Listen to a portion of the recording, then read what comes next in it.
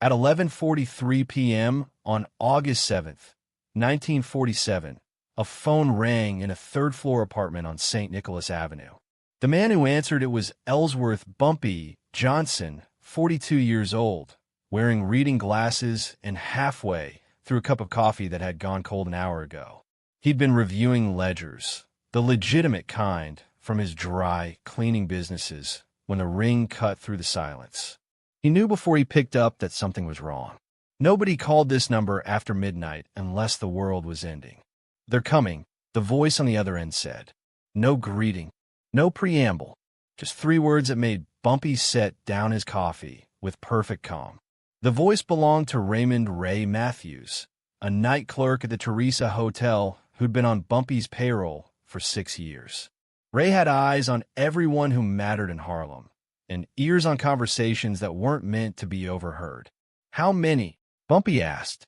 "At least 15, maybe 20.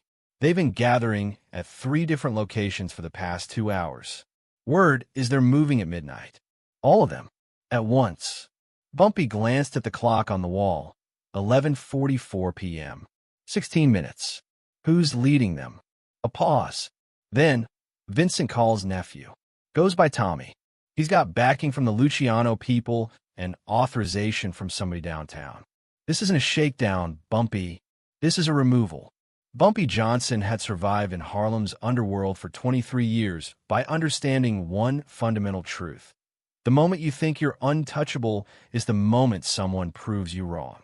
He'd built an empire on policy banking, careful alliances, and the kind of strategic invisibility that made him wealthy without making him a target. Apparently, he'd miscalculated. "Where's Junie?" Bumpy asked, already moving toward the bedroom, where he kept a .38 revolver in a lockbox he'd never expected to open. "Can't reach him. Tried his apartment. Tried Madame Lucille's place. Tried the Woodside. Nothing." That was the first sign that this wasn't a spontaneous attack. Junie Bird, Bumpy's second-in-command and the most reliable man he'd ever known, didn't go dark unless someone had made him go dark. And if they'd gotten to Junie first, they'd planned this carefully. "Listen to me," Bumpy said, his voice steady despite the adrenaline beginning to flood his system. "You call every number I ever gave you. Every one. Tell them what's happening. Tell them I need eyes on the streets and bodies I can trust at the Imperial on Lenox Avenue. You understand? The Imperial?" Ray's voice cracked slightly.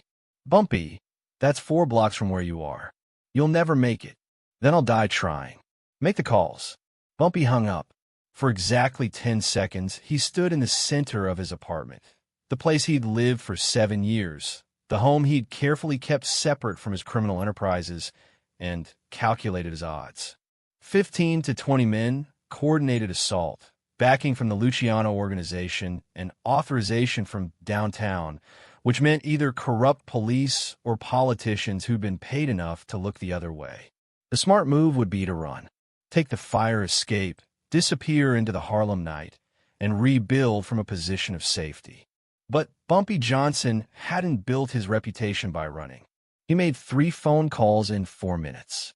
The first was to Ethel Hayes, his bookkeeper, telling her to burn specific ledgers and disappear for a week.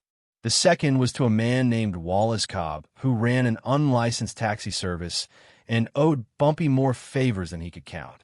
The third was to the Imperial Social Club on Lenox Avenue, a fortified establishment with steel doors, reinforced windows, and a basement that connected to the building next door through a tunnel installed during Prohibition. If he could reach the Imperial, he might survive the night. If he couldn't, the war for Harlem would be over by sunrise, and Bumpy Johnson would be a memory instead of a legend. At 11:54 p.m., 6 minutes before midnight, Bumpy Johnson left his apartment carrying a revolver, $73 in cash, and the phone number of a lawyer who specialized in impossible situations. What he didn't know, what he wouldn't discover until 3 hours later, was that the siege hadn't been designed to kill him. It had been designed to make him desperate enough to break cover, desperate enough to call in every favor he'd accumulated over 2 decades, desperate enough to reveal the full extent of his network to the very people who wanted to destroy it. And by the time he understood the trap, he'd already walked straight into it. To understand why August 7th, 1947 became the night everything changed, you need to understand what Harlem had become in the 2 years since the war ended. World War II had transformed the neighborhood in ways that nobody could have predicted. Between 1940 and 1947, Harlem's population had swollen to nearly 300,000 people, most of them Black Americans who'd migrated north during the war years seeking factory work and a chance at something better. But when the soldiers came home and the factories closed, that chance evaporated. By the summer of 1947, unemployment had spiked to 38%. Overcrowding had reached crisis levels, with some buildings housing 4 families in spaces meant for one. Into this pressure cooker came 3 forces competing for control: the Italian mob expanding northward from downtown Manhattan, the corrupt elements within the NYPD's 32nd and 28th precincts looking to profit from the chaos, and the independent Black operators like Bumpy Johnson who'd carved out territory during the war years when the white gangsters were distracted. The uneasy peace that had existed since 1941, established after the staircase incident that had made Bumpy's reputation, was fracturing. The trigger had been money, specifically the numbers racket. Policy banking, known as the numbers or playing policy, was the economic engine of Black Harlem. Every day, thousands of people bet nickels and dimes on a 3-digit number derived from betting totals at local racetracks. The odds were 600 to 1. The house, operators like Bumpy, kept 40% of the take.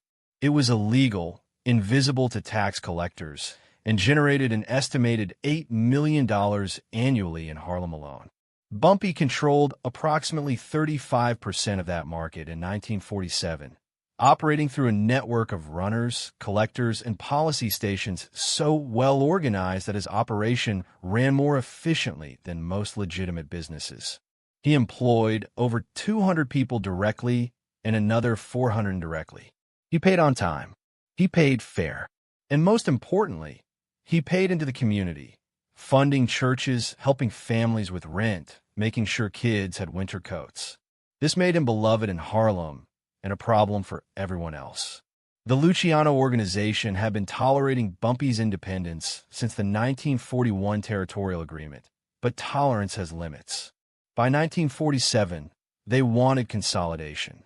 They wanted Harlem's numbers racket under centralized control, with profits flowing downtown instead of staying in the neighborhood. They made offers. Bumpy had declined. They made threats. Bumpy had fortified. And on July 15th, 1947, they'd made their final move.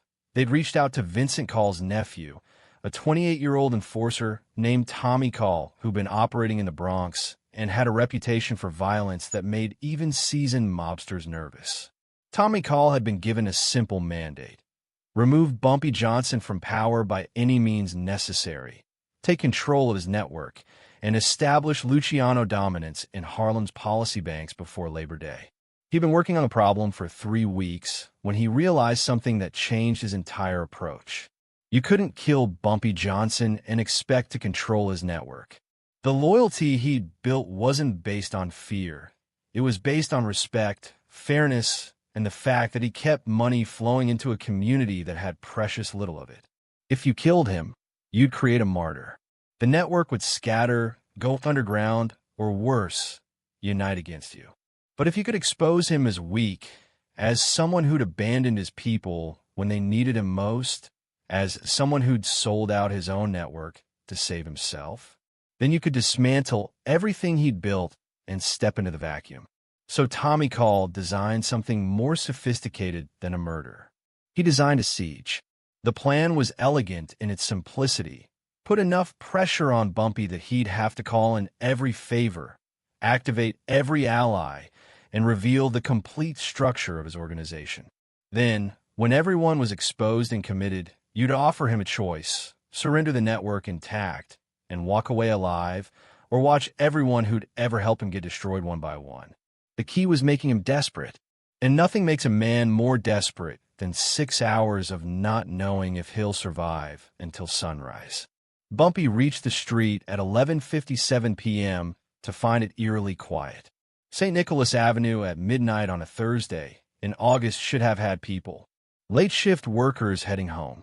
Couples returning from a jazz clubs on 125th Street, vendors packing up their carts. Instead, the street was empty, the kind of empty that meant people had been warned to stay inside. That's when Bumpy knew this wasn't just bad. It was coordinated. Wallace Cobb's taxi, a beaten-up checker cab that had seen better decades, pulled up to the curb at 11:59 p.m. Wallace, a wiry man in his 50s with gray hair and hands that never quite stopped shaking from his time in the First World War, leaned across to open the passenger door. "Imperial Club?" he asked, though he already knew the answer. "Fast as you can," Bumpy said, sliding into the back seat. They made it exactly 3 blocks. At the intersection of St. Nicholas and 147th Street, a black Buick pulled out from a side street and blocked the road. No lights, no sirens, just a car positioned with mathematical precision to cut off their route. "Back up," Bumpy said quietly. Wallace threw the cab in reverse, but before they'd moved 10 feet, a second car, a Ford sedan, blocked them from behind. And then the doors started opening. Men emerged from both vehicles. 6 from the Buick, 4 from the Ford, all of them carrying weapons that they weren't bothering to hide. Baseball bats, tire irons, at least 2 handguns that Bumpy could see. They didn't advance. They just stood there, forming a perimeter, waiting. A third car pulled up, a Cadillac that looked too expensive for this kind of work. The rear door opened. A young man stepped out. Late 20s, athletic build, wearing a suit that probably cost more than Wallace made in 3 months. "Tommy call." He walked to the taxi with the casual confidence of someone who knew he'd already won, stopped 3 feet from Bumpy's window, and smiled. "Mr. Johnson," he said, his voice carrying that particular Bronx accent that turned vowels into weapons. "Beautiful night for a drive. Going somewhere." Bumpy didn't respond. He was calculating angles, counting men, assessing options. 10 against 2. Both he and Wallace were armed, but Wallace's hands were shaking so badly that he'd be useless in a firefight. The nearest help was 4 blocks away at the Imperial, which might as well have been in Brooklyn. "Here's how this is going to work," Tommy continued, leaning against the cab like they were old friends. "You and I are going to have a conversation. A long one. About the future of business in Harlem and how certain organizational changes are going to benefit everybody. You're going to listen very carefully. And then you're going to make some calls, very specific calls, and we're going to settle this like civilized people. And if I don't?" Bumpy asked. Tommy's smile widened. Then at 12:15 a.m., he checked his watch, which is 14 minutes from now. Some associates of mine are going to pay a visit to Madame Lucille's establishment on 133rd Street. At 12:30, they'll visit the Woodside Hotel, where I believe your associate, Mr. Bird, is currently enjoying an involuntary vacation in room 412. At 12:45, they'll stop by Ethel Hayes' apartment on Edgecombe Avenue, though I suspect she's not home right now. Smart woman. He paused, letting the implications settle. Every 15 minutes, Mr. Johnson, someone you care about is going to receive a visit. Not to hurt them. We're not animals. Just to deliver a message. The message is this: Bumpy Johnson had a chance to protect his people and chose not to. Bumpy Johnson put his pride before their safety. Bumpy Johnson let them down. It was brilliant, and Bumpy knew it. They weren't threatening violence. They were threatening reputation. In a neighborhood where your word was currency and your reliability determined whether you lived or died, the accusation of abandonment was more dangerous than any bullet. "You've got 10 minutes to decide," Tommy said, straightening up. "You can come with me right now. We'll have our conversation, you'll make your calls, and by 3 a.m., everybody goes home happy. Or you could try to shoot your way out of this with a revolver and a driver who can barely hold a steering wheel, and we'll spend the next 6 hours explaining to your entire network why their boss valued his freedom more than their safety." Bumpy looked at Wallace, whose hands had stopped shaking, not from calm, but from the kind of fear that goes beyond trembling into paralysis. He looked at the 10 men surrounding the cab, positioned with military precision. He looked at his watch, 12:03 a.m., and he made a choice that would define everything that followed. "Drive," he told Wallace. "What?" Wallace's voice cracked. "Drive straight through them. Don't stop. Don't slow down. Just drive." Tommy Call heard this through the window and laughed. Actually laughed. "You're serious? You're going to?" Bumpy pointed his revolver directly at Tommy's face through the glass. "You want to find out if I'm serious?" he asked quietly. "Stand there for another 5 seconds." Tommy's smile disappeared. He stepped back from the car quickly, and in that moment of hesitation, Wallace made his choice too. He floored the accelerator. What happened next will be disputed in police reports and witness statements for years to come. What's known for certain is that the taxi hit the Buick at approximately 23 miles per hour, pushing it sideways far enough to create a gap. Wallace threaded through it with the kind of desperate precision that only comes from pure survival instinct, sideswiped the Ford on the way out, and somehow made it to the next intersection before the Cadillac even started its engine. Behind them, Bumpy heard shouting, the sound of car doors slamming, engines roaring to life. The chase had begun, and Bumpy Johnson, who'd spent 23 years avoiding exactly this kind of public confrontation, was now racing through Harlem at midnight with half the Luciano organization in pursuit. The siege was no longer theoretical. It was happening, and it wouldn't end for another 5 hours and 43 minutes. The next 70 minutes became a masterclass in urban warfare without a single shot fired. Wallace Cobb drove like a man possessed, turning his decades of navigating Harlem streets into something approaching art.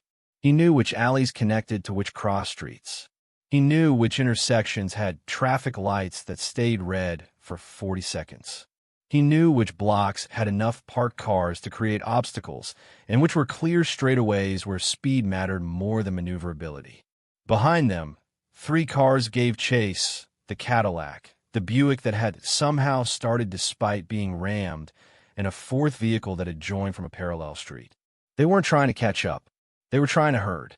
Every time Wallace turned east, they'd cut him off. Every time he tried to head south, toward the 135th Street Commercial District, where people might still be awake, they'd force him north. And slowly, methodically, they were pushing him toward a specific destination. The Imperial Social Club was southeast of their position. But every route Wallace tried took them northwest, deeper into residential Harlem, toward increasingly empty streets where help would be harder to find. At 12:27 a.m., Wallace made a desperate turn onto 152nd Street and immediately hit the brakes. The street ahead was blocked by 2 more cars, engines running, men standing beside them with the patient posture of people who'd been waiting for exactly this moment. "It's a box," Wallace said, his voice hollow. "They've boxed us in." Bumpy was silent for 3 seconds, thinking through options that were rapidly running out. They were surrounded on 3 sides. The only direction left was a narrow service alley that ran behind a row of apartment buildings, barely wide enough for the taxi, ending in a courtyard that Bumpy knew led to either a dead end or a building with a back entrance he could use. "The alley," he said. "Now." Wallace didn't argue. He reversed hard, turned sharply, and gunned the engine into the alley just as the cars behind them reached the intersection.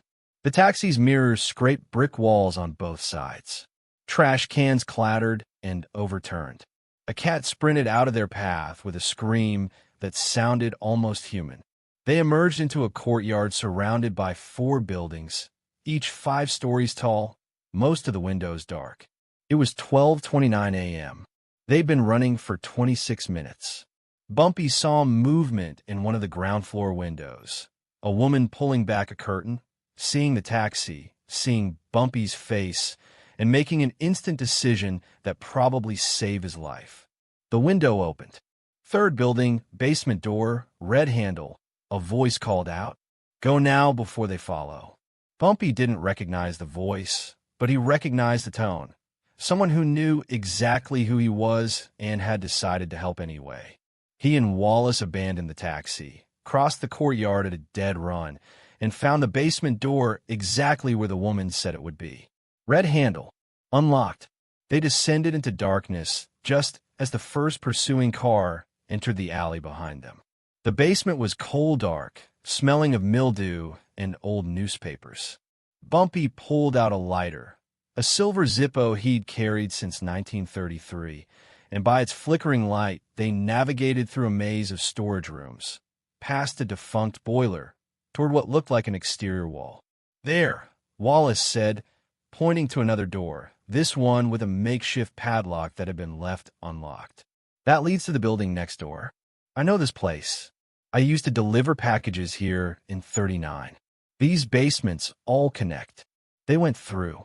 For the next 43 minutes, Bumpy and Wallace navigated an underground network of connected basements that most Harlem residents didn't even know existed.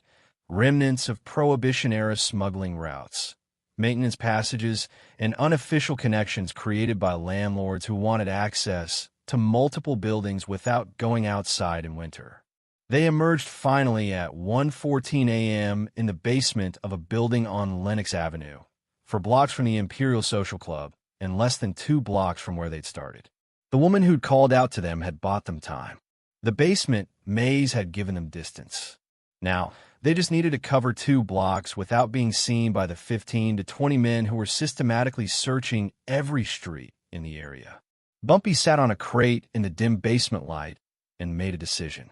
"I need you to do something for me," he told Wallace. "Anything. I need you to be me." Wallace stared at him. "What?" "Take my hat. Take my coat. Walk out that door and head west, away from the Imperial. Keep your collar up. Walk with a limp. They know I've got a bad knee from 44. Let them see you. Lead them away. Give me 5 minutes to reach the Imperial." "They'll catch me," Wallace said, and it wasn't a question. "Probably, but they won't hurt you. You're not me. And once they realize you're a decoy, they'll know I made it somewhere safe, and the whole chase was a waste. Tommy Call will be furious, but he'll have to regroup. That gives me time. Time for what? To make the calls he wanted me to make, but on my terms, not his." Wallace looked at Bumpy's coat, at the hat that had become almost as famous as the man who wore it. He was 53 years old, a taxi driver who'd stayed alive by never taking sides in conflicts that didn't concern him. But he owed Bumpy Johnson. Everyone in Harlem owed Bumpy Johnson something. He took the coat. At 1:19 a.m., Wallace Cobb walked out of the basement wearing Bumpy Johnson's distinctive gray fedora and black overcoat, limping slightly, heading west on Lenox Avenue. He made it half a block before someone shouted. The chase resumed immediately. Cars peeling out, men running, the whole operation pivoting to follow what they thought was their primary target.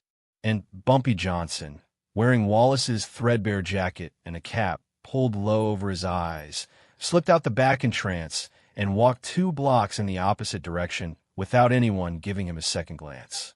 He reached the Imperial Social Club at 1:24 a.m. The real siege was about to begin. The Imperial Social Club occupied the ground floor of a brick building on Lenox Avenue that had started life as a speakeasy in 1926 and had been continuously fortified ever since. The front door was solid oak reinforced with steel plating. The windows had iron bars installed in 1943 after a shakedown attempt went wrong. The walls between the club and the adjacent buildings had been reinforced with concrete. And most importantly, the basement connected via tunnel to the building next door, a bakery whose owner, a man named Samuel Chun, had been accepting protection payments from Bumpy since 1940 and understood that those payments came with obligations. When Bumpy entered through the front door at 1:24 a.m., he found exactly 7 people inside. 3 of his policy runners who'd received the emergency calls from Ray Matthews, 2 bartenders who lived in apartments upstairs and had come down when they heard the commotion, and a woman named Dorothy Pierce who ran a card game in the back room and who'd been in the club when the warning came through. They all looked at him with varying expressions of relief, fear, and grim determination. "How bad?" Dorothy asked. She was in her 40s, elegant even at 1 a.m., and had survived Harlem's underworld longer than most men by being smarter than everyone around her. Bad enough that I need everyone who's not essential to leave through the tunnel, Bumpy said, already moving toward the phone behind the bar. Tommy calls got 20 men searching the neighborhood, and sooner or later, they're going to figure out I'm here. When they do, this place becomes a target. What about Junie? One of the runners asked. A young man named Marcus who'd been working for Bumpy for 2 years. Haven't reached him yet. Ray said he went dark around 10 p.m. That's not like him. I know, Bumpy said quietly, which means either he's dead, captured, or smart enough to stay invisible until this blows over. He picked up the phone and started making calls. The first was to a police captain named Robert Morrison who'd been on Bumpy's payroll since 1943. Morrison answered on the third ring, his voice thick with sleep and irritation. This better be good. It's Bumpy. I need to know if there's been any official movement tonight. Arrests, raids, unusual deployment. A pause. Then, nothing official. But I got a call around 11 from someone downtown asking me to make sure patrol units stayed clear of the Lenox Avenue corridor between 145th and 155th until 3 a.m. Said it was a federal operation. Federal? That's what they told me. But I've been doing this 23 years, Bumpy. Feds don't operate at midnight without paperwork, and I haven't seen any paperwork. Somebody paid somebody to keep the cops away from whatever's happening in your neighborhood tonight. Bumpy felt ice in his stomach. Tommy Call hadn't just planned a siege. He'd bought police protection for it. How much did they pay? Bumpy asked. Didn't ask. Didn't want to know. But I'm guessing enough that whatever's happening tonight, it's got backing from people with serious money. If you're wondering when you should pause in a story like this and take a moment to really think about what you've been hearing, this might be the right time. Because sometimes the most important details aren't the ones that seem dramatic. They're the ones that reveal how deep the conspiracy goes. And if there's one lesson worth remembering from stories like these, it's that the real danger is never the visible threat. It's the infrastructure supporting it that you can't see. Do me a favor, Bumpy said. At 3 a.m., send a patrol car through Lenox. Just one. Have them check on the Imperial. Make sure everything's quiet. That's 2 hours from now. I know, but if I'm still here at 3 a.m., I'll either be safe or I'll be dead. Either way, I'd like someone official to know what happened. Morrison was quiet for a long moment. You're in trouble. I'm managing. Nobody manages 20 men and police protection. Bumpy. That's not management. That's survival. Then I'm surviving. 3 a.m. Lenox Avenue. Please. I'll see what I can do. Bumpy hung up and made the second call. To Ray Matthews at the Teresa Hotel. Tell me you found Junie, Bumpy said when Ray picked up. Nothing. I've tried everywhere. His apartment's empty. Madame Lucille hasn't seen him. None of his regular spots have seen him since yesterday afternoon. Yesterday? That was new information. You're saying he disappeared before tonight? Looks that way. Last confirmed sighting was around 4 p.m. yesterday at the barber shop on 145th. After that, nothing, which meant this wasn't a grab during tonight's operation. They'd taken Junie, or neutralized him somehow, 24 hours earlier, giving themselves time to plan without interference from Bumpy's most capable lieutenant. The third call was the hardest. Bumpy dialed a number he'd only used twice before in 7 years. A lawyer named Harold Stevens who specialized in criminal defense and had connections that reached into the highest levels of New York's political machine. Stevens answered immediately, as if he'd been expecting the call. Mr. Johnson, I was wondering when I'd hear from you. You know what's happening? I know that certain people have been making certain arrangements. I know that a significant amount of money changed hands 3 days ago to facilitate a change in management in Harlem's entertainment sector. And I know that your name came up frequently in conversations I wasn't supposed to overhear. Can you stop it tonight? No. The wheels are already in motion. But I can document it. I can make sure that if things go sideways, there's a legal record of who authorized what. That might not save you, but it might keep you alive long enough to negotiate. What are they offering? Complete withdrawal from policy operations in Harlem. You maintain ownership of your legitimate businesses, the dry cleaners, the barbershop, the real estate holdings. You keep your personal assets, but the numbers racket gets transferred to Luciano oversight by September 1st. In exchange, you walk away alive and nobody touches your people. And if I refuse, then they systematically dismantle everything you've built, arrest everyone you employ, and make sure you spend the rest of your life in prison or in hiding. They've got police cooperation, political backing, and enough money to sustain a war for as long as it takes. Bumpy looked around the Imperial Social Club, the place he'd used as headquarters for 6 years, the fortress he'd built to protect himself from exactly this kind of pressure. It wasn't enough. It had never been enough. How long do I have to decide? He asked. Tommy Call will give you until 6 a.m. After that, the offer expires and things get considerably less civilized. Bumpy checked his watch. 1:47 a.m. 4 hours and 13 minutes until sunrise. 4 hours and 13 minutes until he either surrendered everything he'd built or committed to a war he couldn't win. I'll call you back, Bumpy said, and hung up. Outside, he could hear cars moving slowly up and down Lenox Avenue. Searching, waiting, closing the perimeter. The siege had reached its critical phase, and Bumpy Johnson had to decide whether survival was worth the price they were asking. At 2:15 a.m., Dorothy Pierce came down from the second floor with a pot of coffee and a piece of information that changed everything. There's a phone call for you, she said. Upstairs. Private line. The caller says his name is Junie Bird, and he needs to talk to you immediately. Bumpy stared at her. Junie's alive, and apparently making phone calls from somewhere he feels safe enough to reach out. He sounds stressed, but coherent. Bumpy took the stairs 2 at a time. The upstairs office was small, cramped, filled with filing cabinets and the smell of old cigarette smoke. The phone receiver was sitting on the desk, waiting. Bumpy picked it up. Junie, sorry I've been dark. Junie's voice came through, strained but recognizable. They grabbed me yesterday afternoon. For guys. Professional. Had me in a room at the Woodside Hotel until about an hour ago. How'd you get out? Didn't. They let me out. Gave me a phone and told me to call you with a message. Bumpy's jaw tightened. What's the message? Tommy Call wants you to know that the offer stands until 6 a.m. After that, things get messy. He's got documentation on every policy station you run, every person on your payroll, every cop you've ever paid. He's got testimony from 3 runners who've agreed to cooperate in exchange for immunity. And he's got authorization from someone very high up to make this stick legally if you force him to do it the hard way.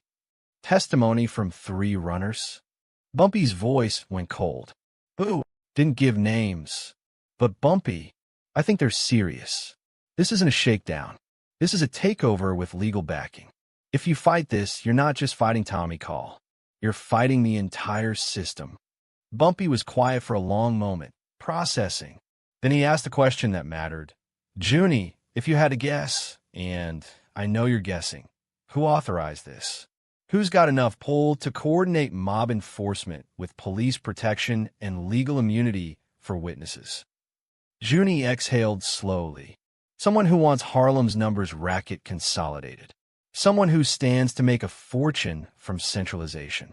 Someone who's been watching you operate independently for years and has finally decided it's time to bring you under control. That could be 20 people. Yeah, but there's only one person who's made recent moves to acquire legitimate businesses in Harlem as cover for money laundering. Only one person who's been meeting with city officials about urban development in predominantly black neighborhoods. Only one person who benefits from making an example out of you. Say the name, Bumpy said quietly. Frank Costello. Frank Costello, the Prime Minister of the underworld. One of the most powerful mobsters in America, legitimizing his empire while maintaining absolute control over illegal operations. If Costello had authorized this operation, it meant Bumpy wasn't just fighting Tommy Call and 20 enforcers.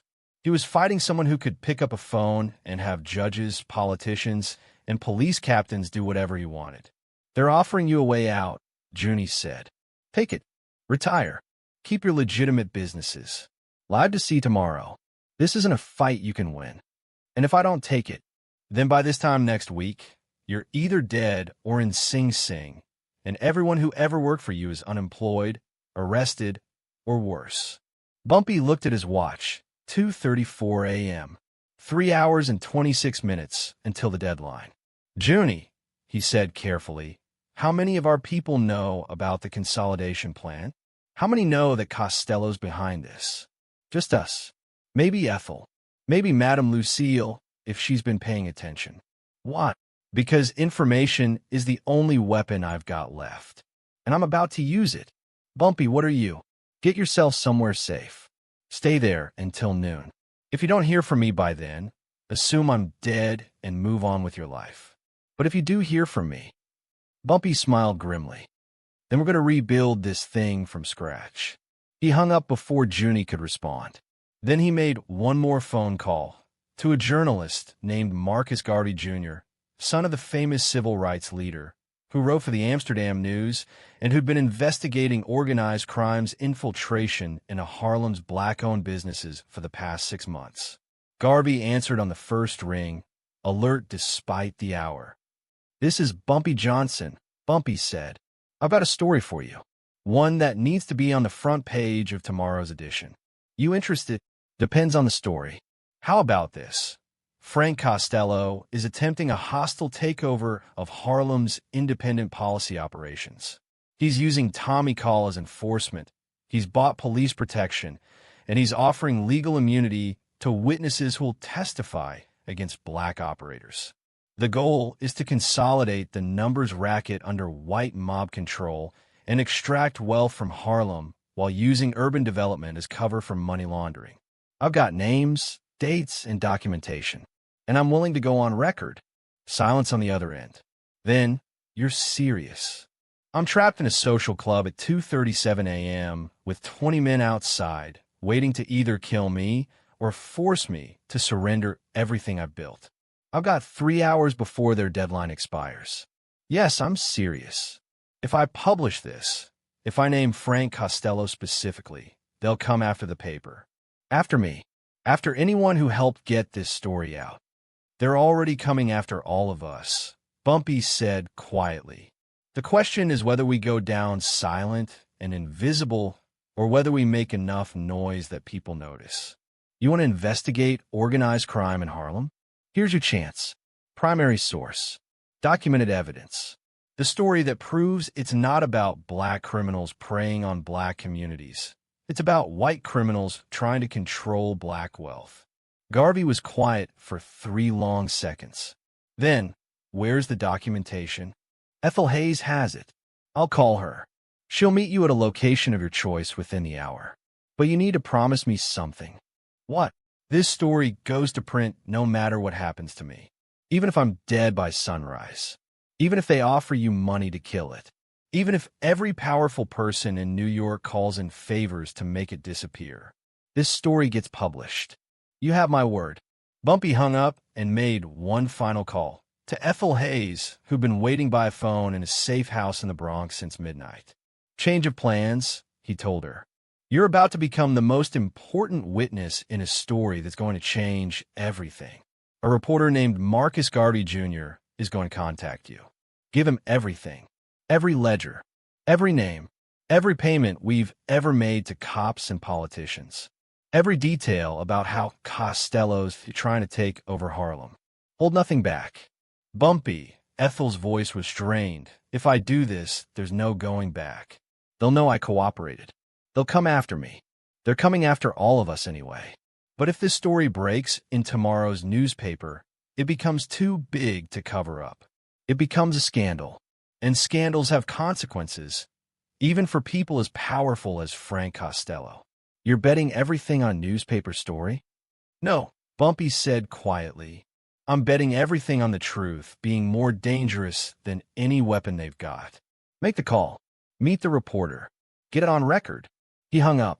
Outside, dawn was still 3 hours away. The siege continued, cars circling, men waiting. But Bumpy Johnson had just done something that Tommy Call hadn't anticipated, that Frank Costello hadn't planned for, and that would change the entire trajectory of organized crime in Harlem. He turned a private war into a public scandal. And in doing so, he'd found the only third option that didn't end with surrender or death. He'd found exposure. The Amsterdam News published its morning edition at 6:47 a.m. on August 8th, 1947. The front page carried a headline that made police captains choke on their coffee and mob bosses reach for their lawyers. Costello moves on Harlem. White mob attempts takeover of black-owned policy operations. The story, written by Marcus Garvey Jr. and supported by documentation from a source identified only as a longtime Harlem operator, detailed the entire conspiracy. Names of corrupt police officials, dates of payments, addresses of policy stations under threat, and most damningly, the connection between Frank Costello's legitimate business acquisitions in Harlem and his attempt to consolidate control over the neighborhood's numbers racket. By 7:15 a.m., 3 city council members had called for investigations. By 8:30 a.m., the FBI had opened an inquiry. By 10 a.m., every major newspaper in New York was running follow-up stories. And at 6:04 a.m., 17 minutes after the deadline had passed, Tommy Call made a phone call to the Imperial Social Club. Bumpy answered. "You just made the biggest mistake of your life," Tommy said, his voice tight with controlled fury. "Maybe," Bumpy replied calmly. "Or maybe I just changed the game so that your playbook doesn't work anymore. You wanted to take over Harlem quietly, with legal cover and political protection. But now it's the front page scandal of the year. Every move you make gets scrutinized. Every arrest gets questioned. Every witness gets investigated. You can still try to destroy me, Tommy. But now you'll have to do it in front of the entire city." Silence on the other end. "Then Costello's going to want you dead for this." "Probably. But Costello's also a businessman. And businesses don't thrive under federal investigation. Give him 24 hours to think it through. He'll realize that killing me now just makes the story bigger. Better to let it fade, wait 6 months, then try again with a different approach. You're betting your life on that calculation. I've been betting my life on calculations for 23 years. I'm still here." Tommy hung up. The siege ended at 6:47 a.m. when the last of the search cars pulled away from Lenox Avenue. The men dispersed. The operation dissolved. And Bumpy Johnson walked out of the Imperial Social Club into the morning light, exhausted but alive.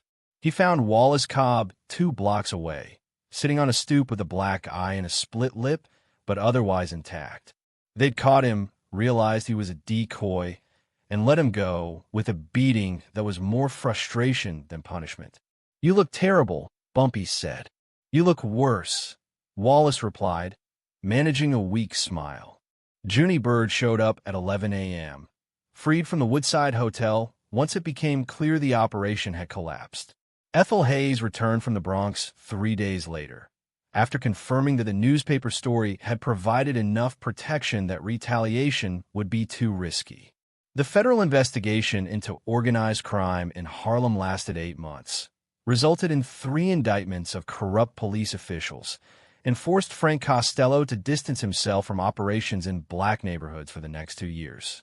Tommy Call left New York entirely in September 1947, relocating to Chicago, where his particular skill set was less likely to generate front-page headlines. And Bumpy Johnson continued operating his policy banks in Harlem until 1952, when he was finally arrested on unrelated charges and served 7 years in prison. Though that's a different story for a different time. But on the morning of August 8, 1947, as the sun rose over Lenox Avenue and the newspaper trucks delivered their edition throughout the city, Bumpy Johnson understood something that would define the rest of his life. Power isn't just about how much force you can bring to bear. It's about understanding which battles can be won with violence and which can only be won with information. The 6-hour siege had been designed to make him desperate, to force him to reveal his network, to choose between surrender and destruction. Instead, he'd chosen exposure, revealing not just his own operation, but the corruption and conspiracy behind the attack itself. And in doing so, he'd won a war that wasn't supposed to be winnable. Years later, in 1964, a young writer interviewing retired mobsters about their experiences in Harlem asked one of Tommy Call's former associates what had gone wrong that night. "What went wrong?" The man laughed bitterly. "We brought guns to a chess match. We planned for violence and intimidation. We never planned for Bumpy to turn it into a newspaper story. You can't shoot your way out of a headline." That's the lesson of August 7th, 1947. The front page carried a headline that made police captains choke on their coffee and mob bosses reach for their lawyers. Costello moves on Harlem. White mob attempts takeover of black-owned policy operations. The story, written by Marcus Garvey Jr. and supported by documentation from a source identified only as a longtime Harlem operator, detailed the entire conspiracy. Names of corrupt police officials, dates of payments, addresses of policy stations under threat, and most damningly, the connection between Frank Costello's legitimate business acquisitions in Harlem and his attempt to consolidate control over the neighborhood's numbers racket. By 7:15 a.m., 3 city council members had called for investigations. By 8:30 a.m., the FBI had opened an inquiry. By 10 a.m., every major newspaper in New York was running follow-up stories. And at 6:04 a.m., 17 minutes after the deadline had passed, Tommy Call made a phone call to the Imperial Social Club. Bumpy answered. "You just made the biggest mistake of your life," Tommy said, his voice tight with controlled fury. "Maybe," Bumpy replied calmly. "Or maybe I just changed the game so that your playbook doesn't work anymore. You want to take over Harlem quietly, with legal cover and political protection. But now it's the front page scandal of the year. Every move you make gets scrutinized. Every arrest gets questioned. Every witness gets investigated. You can still try to destroy me, Tommy. But now you'll have to do it in front of the entire city." Silence on the other end. "Then, Costello's going to want you dead for this." "Probably. But Costello's also a businessman. And businesses don't thrive under federal investigation. Give him 24 hours to think it through. He'll realize that killing me now just makes the story bigger. Better to let it fade, wait 6 months, then try again with a different approach. You're betting your life on that calculation. I've been betting my life on calculations for 23 years. I'm still here." Tommy hung up. The siege ended at 6:47 a.m. when the last of the search cars pulled away from Lenox Avenue. The men dispersed. The operation dissolved. And Bumpy Johnson walked out of the Imperial Social Club into the morning light, exhausted but alive. He found Wallace Cobb 2 blocks away, sitting on a stoop with a black eye and a split lip, but otherwise intact. They'd caught him, realized he was a decoy, and let him go with a beating that was more frustration than punishment. "You look terrible," Bumpy said. "You look worse," Wallace replied, managing a weak smile. Junie Bird showed up at 11 a.m., freed from the Woodside Hotel once it became clear the operation had collapsed. Ethel Hayes returned from the Bronx 3 days later, after confirming that the newspaper story had provided enough protection that retaliation would be too risky. The federal investigation into organized crime in Harlem lasted 8 months, resulted in 3 indictments of corrupt police officials, and forced Frank Costello to distance himself from operations in black neighborhoods for the next 2 years. Tommy Call left New York entirely in September 1947, relocating to Chicago, where his particular skill set was less likely to generate front-page headlines.